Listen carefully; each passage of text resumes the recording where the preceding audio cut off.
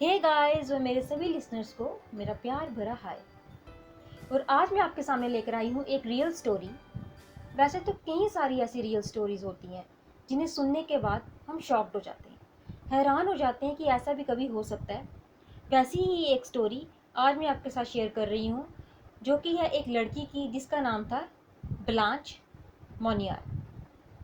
ये स्टोरी शुरू होती है मई 23, 1901 को, जब फ्रांस के अटॉर्नी जनरल को एक खत मिलता है, एक अनजाना खत मिलता है जिसमें लिखा होता है कि फ्रांस के मॉन्सियर शहर में एक घटना हो रही है। उसे ये लिखा होता है अटॉर्नी जनरल को कि मुझे आपको ये इन्फॉर्म करना है कि एक बहुत ही सीरियस बात है। एक स्पिंस्टर जो है वो कैद है मैडम मोनियर के घर पे, जो कि हाफ स्टार्व्ड है, जिसे पूरा खाना नहीं मिलता। और वो पिछले 25 सालों से अपने ही लिटर में, मतलब कि अपनी ही फ्लिथ में, अपने ही मल में जिसको बोलते हैं, उधर रह रही है पिछले 25 सालों से। और उनके नेबर्स को भी ये चीज़ जो है नहीं पता। तो जो अटॉर्नी जनरल है वो अपने लोकल पुलिस को नोटिफाई करते हैं और उन्हें ये केस इन्वेस्टिगेट करने के लिए कहते हैं। जो लोकल पुलिस है उन्हें ये सब बिल्कुल भी एक्सपेक्टेड नहीं होता, क्योंकि वो उनके अकॉर्डिंग जो वो इलाका है जो वो जानते होते हैं, वहाँ पे ऐसी कोई घटना नहीं हो रही होती, ना ही उनको ऐसा कोई आभास होता है उस घटना के बारे में, कोई क्लू नहीं होता। तो जब वो लेटर में जो एड्रेस है उस एड्रेस में पहुँचते हैं, वहाँ पे जाके इन्वेस्टिगेट करते हैं, जो लेटर में एड्रेस मेंशन था उस एड्रेस पे जाने के बाद पूरी इन्वेस्टिगेट करने के बाद मैडम मोनियार के घर पे वो पहुंचते हैं। तो वो देखते हैं कि जो मैडम मोनियार है वो मिडिल एज्ड औरत है, और वहाँ पे उनका बेटा है जिसका नाम है मार्शल। जो मार्शल है उसने लॉ कॉलेज से ग्रेजुएशन करा हुआ होता है। जो मैडम मोनियार होती है वो हर सेल्फ वो खुद जो है इलिस्ट्रियस पोइटियर्स होती है, वो उसने सोसाइटी के लिए भी बहुत काम किया हुआ होता है कहीं ना कहीं पे। तो उसके जो हस्बैंड हैं, मार्शल के जो डैड हैं, वो 1879 में उनकी डेथ हो गई होती है। तो जब पुलिस है वो वहाँ पे पहुँचती है इन्वेस्टिगेट करने के लिए, वो क्या देखते हैं, उनके पूरे घर में उन्हें कुछ भी नहीं मिलता। तो जब वो फाइनली जाके रूफ टॉप चेक करते हैं, उधर एक रूम होता है जो कि लॉक्ड होता है, वो ताला तोड़ते हैं और अंदर जाके क्या देखते हैं कि बहुत ही गंदी स्मेल वहाँ से आ रही होती है रूम के खुलने के बाद, और कुछ नज़र नहीं आ रहा होता है, अंधेरा होता है कमरे में। तो पुलिस जो है वो दूसरे अपने साथी पुलिस को इशारा करते हैं, तो वो जाके कर्टन पीछे करते हैं, तो वो क्या देखते हैं टॉर्च ऑन करके कि सामने एक नीचे लड़की लेटी हुई है, जो कि पूरी कंकाल टाइप हड्डियों नज़र आ रही हैं, उसके अंदर बहुत ही कमज़ोर सी एक लड़की नज़र आ रही है। और कमरे में इतना गंदगी होती है कि मतलब लड़की वहीं खाती होती है, वहीं बाथरूम वगैरह भी करती होती है, सब कुछ जो है एक ही रूम में हो रहा होता है पिछले 25 सालों से। तो जब वो देख के डर जाते हैं, और वो रूम में से इतनी गंदी स्मेल आ रही होती है कि जो वो फटाफट से लड़की को खोलते हैं और वो वहाँ से ले जाते हैं, क्योंकि वो उस रूम में ज़्यादा देर तक खड़े नहीं रह पा रहे होते। तो पूरा पूछताछ करने के बाद पता चलता है कि जो वो लड़की है, ब्लांच है, उसकी माँ ने ही उसे पिछले 25 सालों से उसी कमरे में कैद रखा था। उसने बाहर की रोशनी पिछले 25 सालों से नहीं देखी थी। क्यों? क्योंकि कहा जाता है कि जो ब्लांच है वो बहुत ही रिच फैमिली से बिलोंग करती थी, और उसकी जो पेरेंट्स है उनका सोसाइटी में अच्छी जगह पे उठना बैठना था। और ब्लांच जो है उसे एक लड़के से प्यार हो जाता है, वो जो लड़का था उससे उम्र में काफ़ी बड़ा होता है।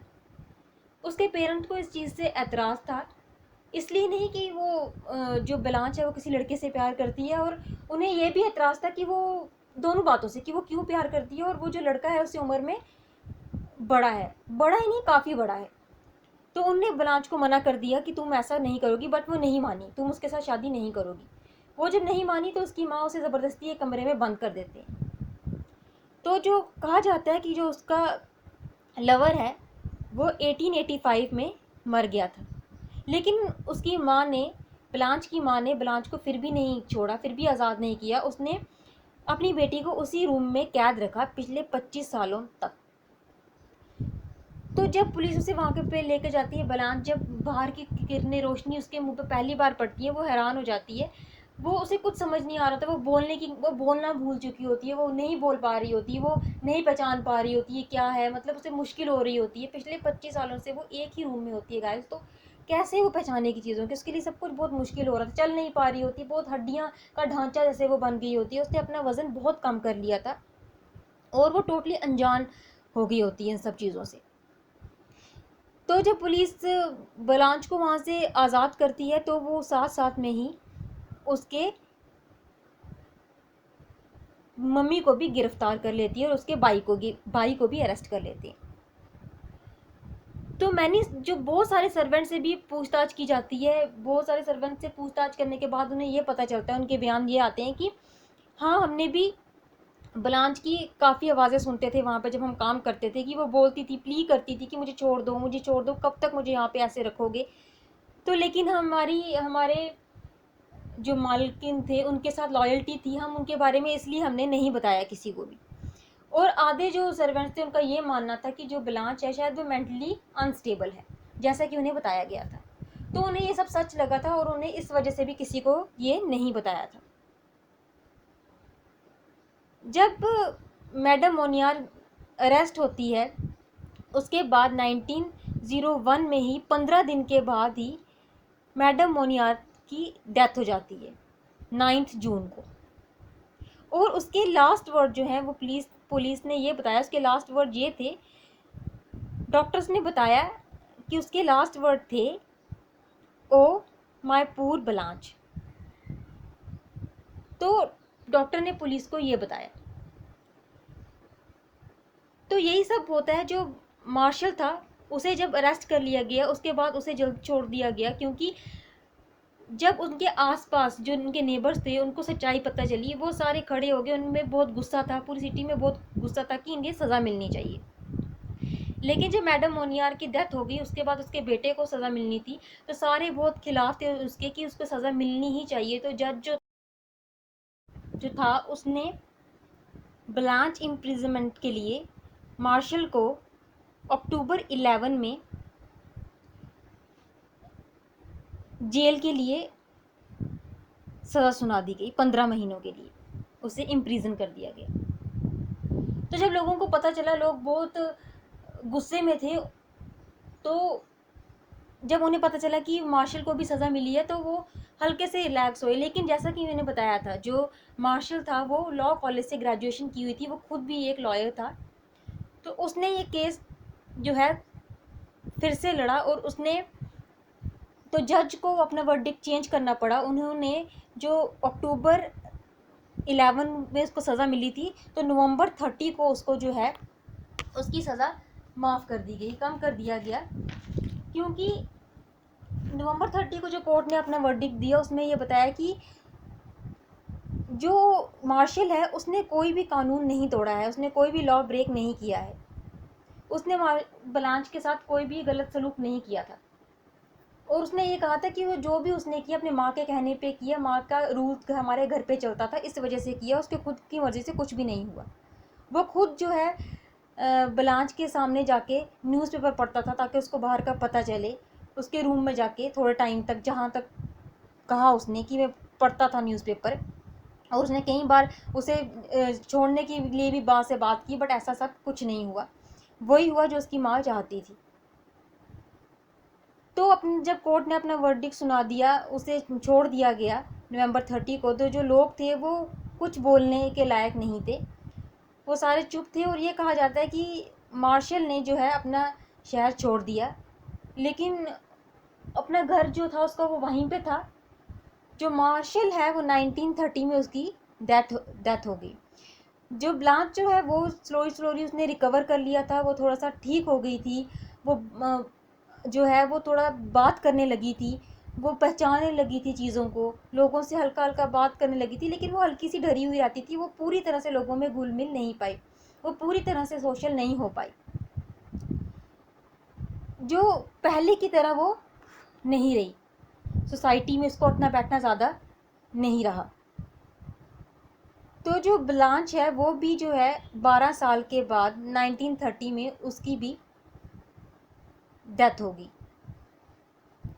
इस स्टोरी के ऊपर बहुत सारी बुक्स भी लिखी गई। जो एक बुक है वो लिखी गई इस केस के ऊपर एंड्रयू गाइड के थ्रू 1930 में लिखी गई। ऑथर का नाम था एंड्रयू गाइड और उसने भी इस केस के ऊपर एक बुक लिखी। एक और बुक आई इस केस के ऊपर। ऐसी कहीं जो है इस रियल स्टोरी के ऊपर, ब्लांच मोनियार की रियल स्टोरी के ऊपर बुक्स भी, जो नॉवेल्स भी जो है वो आई। जो ब्लांच का घर है वो अभी भी वहीं का वहीं है, वहीं खड़ा हुआ है अभी भी, लेकिन हल्का सा उसमें जो है एक्सटेंसिवली जो है रीमॉडल करा गया है उसे, अंदर से और बाहर से। जो वो कमरा था ब्लांच जहाँ पे थी, उस रूम का कुछ भी चीज़ें जो है वहाँ पे नहीं थी जहाँ पे ब्लांच को पिछले 25 सालों से कैद रखा था। तो ये थी ब्लांच मोनियार की स्टोरी, जो कि पिछले 25 सालों से अपनी माँ के ज़रिए अपने ही घर में कैद रही, पूरी दुनिया से अनजान, अलग, जिसे खाना भी अच्छी तरह नहीं मिलता था, और उसी सेम रूम में उसे बाथरूम भी करना था, सब कुछ करना था। पिछले 25 सालों से उसी गंदगी में वो रह रही थी। वज़न कम हो चुका था, सब कुछ, और कैद में से आज़ाद होने के बाद वो वैसी नहीं रही थी, बिल्कुल सोशली मतलब वापस घुल मिल नहीं पाई वो किसी चीज़ के साथ। तो जो पिछले 25 सालों से लड़की कैद थी, उसके साथ यही होना था, मेंटली डिस्टर्ब हो चुकी होगी वो पूरी तरह से। क्यों करता है कोई ऐसा किसी के साथ, क्यों होते हैं ऐसे लोग, कुछ बोल नहीं सकते। तो गाइस, मिलूंगी मैं आपसे नेक्स्ट रियल स्टोरी को लेकर। तब तक के लिए stay safe and spread love.